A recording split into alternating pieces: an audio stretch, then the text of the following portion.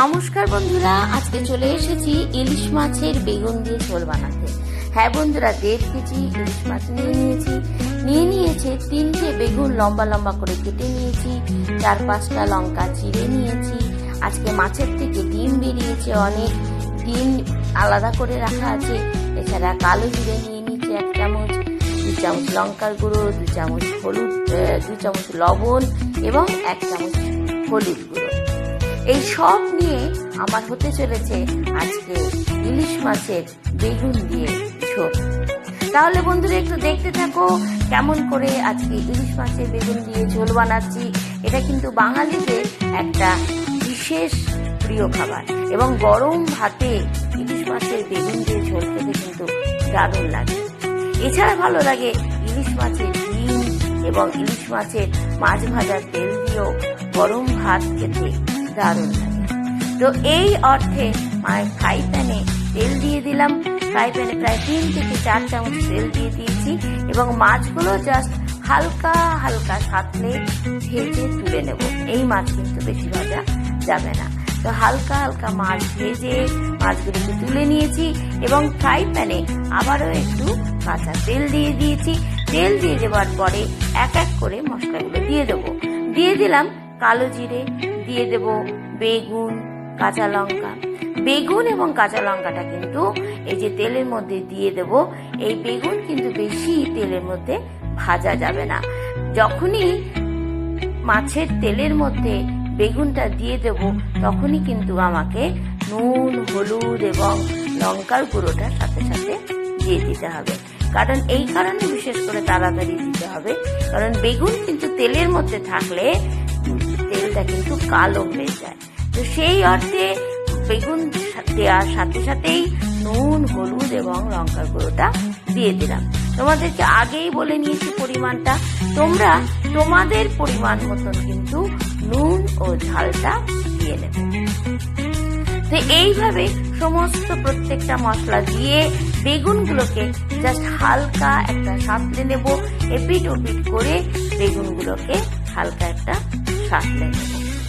বেশি কিন্তু বেগুনটাও ভাজা যাবে না, জাস্ট হালকা একটা সাঁতলে নিয়ে বেগুনটাকে চাপা ঢাকা দিয়ে দেব এবং এরপরে 2 গ্লাস জল নিয়ে নিয়েছি। এই 2 গ্লাস জল, এই বেগুন দিয়ে মাছের ঝোল হতে প্রায় 2 গ্লাস জল লাগবে। এই 2 গ্লাস জলটা দিয়ে দেব। তো এইভাবে বেগুনটাকে জাস্ট একটা হালকা হালকা সাঁতলে নিয়ে এপিট ওপিট করে আমি কিন্তু এর মধ্যে 2 গ্লাস জল দিয়ে দিলাম। আপনারা আপনাদের পরিমাণ মতন কিন্তু জলটা দেবেন, যেমন মাছ ঠিক তেমনি অনুযায়ী আপনারা আপনাদের জলটা দিয়ে দেবেন। এবং যখনই ঝোলটা ফুটে উঠবে এবং যখন দেখতে পাবো যে বেগুনগুলো সেদ্ধ হয়ে গেছে, বেগুনগুলোকে খুন্তি দিয়ে যখন নাড়িয়ে চাড়িয়ে ভালো করে দেখবো যে বেগুনগুলো সেদ্ধ হয়ে গেছে, তখনই কিন্তু মাছের ঝোলটা ভালো করে ফুটে উঠলে এর মধ্যে এক এক করে মাছ ছেড়ে দেব। এবং মাছ যখন এক এক করে ছেড়ে দেব তখন আমাদের কিন্তু সেই খেয়ালটাই রাখতে হবে যে কতটা আপনারা ঝোল খাবেন, সেই অনুযায়ী কিন্তু আপনারা আপনাদের ঝোলটা বা ঝোল বেশি রাখবার জন্য জলটা আপনারা পরিমাণ মতো দিয়ে নেবেন।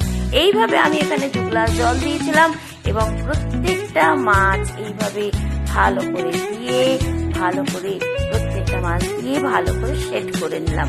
কারণ মাছের মধ্যে যদি নুন, তেল, ঝাল ভালো করে না লাগে তাহলে কিন্তু সেটা ঠিকঠাক হবে না। তো ভালো করে দিয়ে ফ্রাই প্যানটাকে ভালো করে একবার নাড়াচাড়া করে দিলাম যাতে মাছের মধ্যে পুরো মশলার রসটা ঢুকে যায়। এইভাবে মাছের যে তেলটা ছিল সেটাও দিয়ে দিলাম। ভালো করে এইভাবে সমস্ত কিছু দিয়ে সেট করার পর ফ্রাই প্যানটাকে একটুখানি নাড়াচাড়া ভালো করে দিলাম যাতে মশলাটা মাছের গায়ে লেগে যায়। এই যে ঝোলটা একটু হালকা হালকা ঝাল ঝাল হলে কিন্তু খেতে, কারণ এই ঝোলটা তেল ঝোলা হয়, তেলা ঝোলা মাছ হলেই এই ঝোলটা খেতে কিন্তু ভালো লাগে। কারণ কি এখানে কিন্তু আর অন্য কোনো মশলা পড়ছে না, এটা হালকা রান্নার মধ্যে পড়ে। তো এইভাবে এবং এই রান্নাটা করতে কিন্তু অনেক তাড়াতাড়ি সময় লাগে। এবং বাঙালিদের তো বটেই, আজকাল সবাই খাচ্ছে, এটা কিন্তু খুবই প্রিয় খাবার। এইভাবে মাছের ঝোলটা যখন 10 মিনিটের মধ্যে ফুটে যাবে, আবারও কিছু কাঁচা লঙ্কা চিড়ে নিয়েছিলাম, 4টে কাঁচা লঙ্কা দিয়ে দিলাম এবং একটু কাঁচা তেল নামাবার আগে আপনারা অবশ্যই দিয়ে নেবেন। আমিও এখানে 2 চামচ মতো কাঁচা তেল আবারও দিয়ে দিলাম। এইভাবে ইলিশ মাছের ঝোলটা রান্না করে খাবেন বেগুন দিয়ে। আশা করি গরম ভাতে আপনাদের খুবই ভালো লাগবে। এবং গরম ভাতে এই মাছের ঝোল যেমন ভালো লাগবে মাছের ডিম ভাজা এবং গরম তেল দিয়ে মাছ ভাজাও কিন্তু ভালো লাগবে। তাহলে তৈরি হয়ে গেল বেগুন দিয়ে ইলিশ মাছের ঝোল। আশা করি আপনারা এইভাবে রান্না করে খাবেন। রান্না করে খেলে অবশ্যই বলবেন একটু লাইক কমেন্টের মাধ্যমে আপনাদের কেমন লাগছে। রান্নাটা ভালো লাগলে অবশ্যই লাইক শেয়ার সাবস্ক্রাইব করতে ভুলবেন না। আমি সুজাতা ভট্টাচার্য, ধন্যবাদ।